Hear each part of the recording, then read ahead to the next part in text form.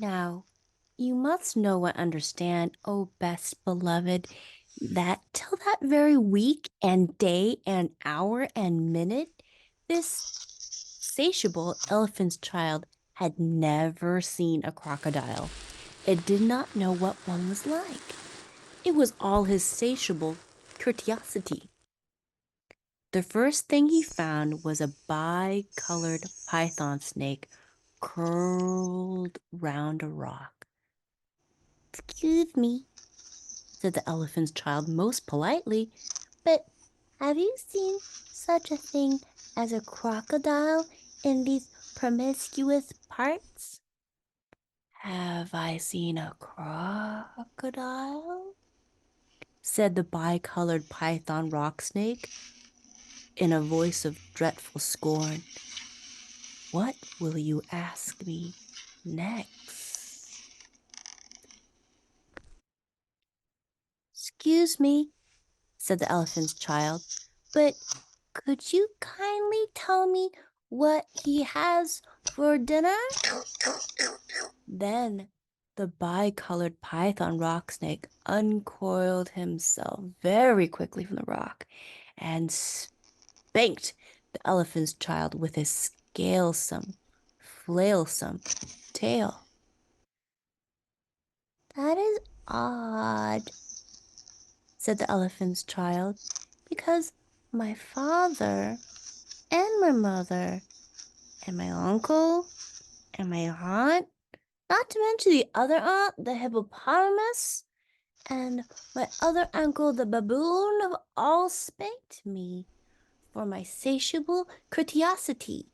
And I suppose this is the same thing?"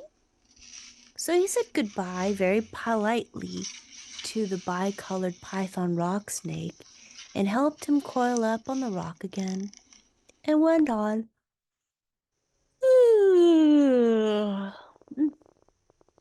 And went on, a little warm, but not at all astonished, eating melons and throwing the rind about because he could not pick it up, till he trod on what he thought was a log of wood at the very edge of the great gray-green, greasy Limpopo River, all set about with fever trees. But it was really the crocodile, oh best beloved, and the crocodile winked one eye like this. "Excuse me," said the elephant's child most politely, "but do you happen to have seen a crocodile in these promiscuous parts?" Then the crocodile winked the other eye and lifted half his tail out of the mud, and the elephant's child stepped back most politely because he did not wish to be spanked again. "Come hither, little one," said the crocodile. "Why do you ask such things?" "Excuse me," said the elephant's child most politely, "but my father has spanked me, my mother has spanked me, not to mention my tall aunt, the ostrich, and my tall uncle, the giraffe, who can kick ever so hard, as well as my broad aunt, the hippopotamus, and my hairy uncle, the baboon, and including the bi-colored python rock snake with the scalesome, flailsome tail just up the bank, who spanks harder than any of them. And so, if it's quite all the same to you, I don't want to be spanked anymore." "Come hither, little one," said the crocodile, "for I am the crocodile." And he wept crocodile tears to show it was quite true. Then the elephant's child grew all breathless and panted and kneeled down on the bank and said, "You are the very person I've been looking for all these long days. Will you please tell me what you have for dinner?" "Come hither, little one," said the crocodile, "and deliver." When the elephant's child put his head down close to the crocodile's musky, tusky mouth, and the crocodile caught him by his little nose, which was up to that very week, day, hour, and minute, had been no bigger than a boot. though much more useful. I think, said the crocodile, and he said it between his teeth like this. I think today I'll begin with elephant's child. At this, O best beloved, the elephant's child was much annoyed, and he said, speaking through his nose like this, Let go! You're hurting me! Then the bicolored python snake scuffled down from the bank and said, My young friend, if you do not now, immediately and instantly pull as hard as you ever can, it is my opinion that your acquaintance in the large pattern leather ulster, and by this he meant the crocodile, will jerk you into yonder limpid stream before you can say Jack Robinson. This is the way the bicolored python snake always talks. Then the elephant's child sat back on his little haunches and pulled and pulled and pulled, and his nose began to stretch. And the crocodile floundered in the water, making it all creamy with great sweeps of his tail, and he pulled and pulled and pulled. And the elephant's nose kept on stretching, and the elephant's child spread all his four little legs and pulled and pulled and pulled, and his nose kept on stretching. And the crocodile threshed his tail like an oar, and he pulled, and he pulled, and he pulled. At each pull, the elephant's nose grew longer and longer, and it hurt him hijjus. Then the elephant's child felt his legs slipping, and he said through his nose, which was now nearly 5 feet long, This is too much for me. Then the bicolored python rock snake came down from the bank and knotted himself in a double clove hitch round the elephant's child's hind legs and said, Rash, an inexperienced traveler, we will now seriously devote ourselves to a little high tension. Because if we do not, it is my impression that yonder self-propelling man of war with the armor-plated deck,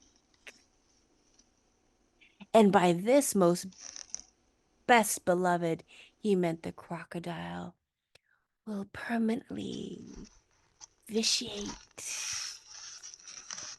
your future career. That is the way all bicolored python rock snakes always talk.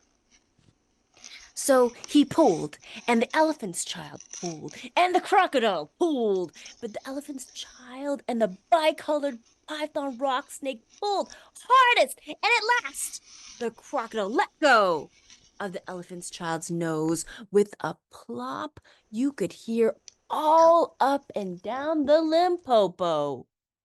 Then the elephant's child sat down most hard and sudden, plunk. But first he was careful to say, Thank you, to the bicolored python rock snake.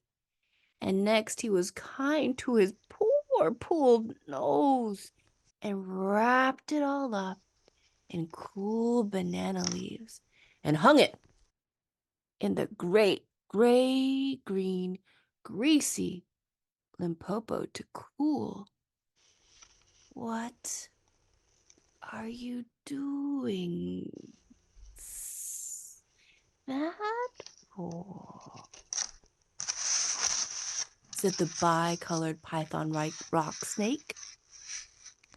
Excuse me, said the elephant's child, but my nose is badly out of shape, and I'm waiting for it, and I'm waiting for it to shrink. Then you will have to wait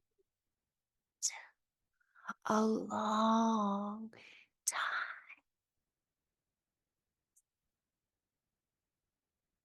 said the bi-colored python snake.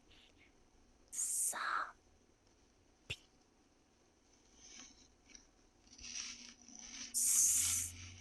don't know what's good.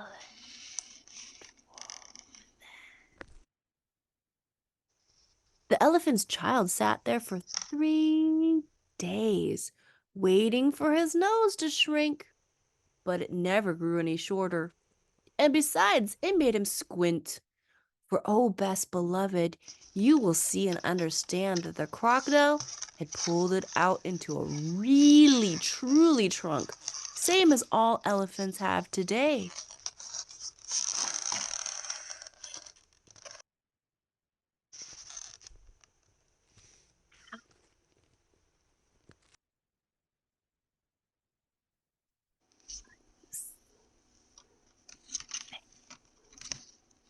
Somebody,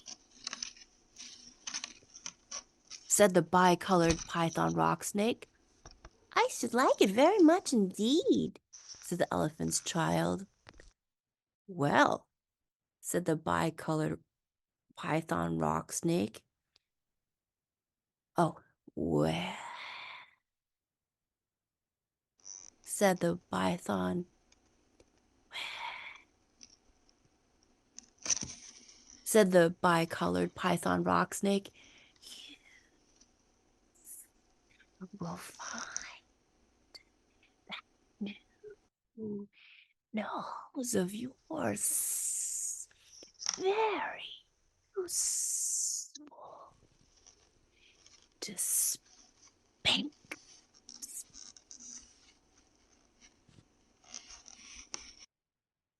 Thank you, said the elephant's child. I'll remember that. And now I'll go home to all my dear families and try.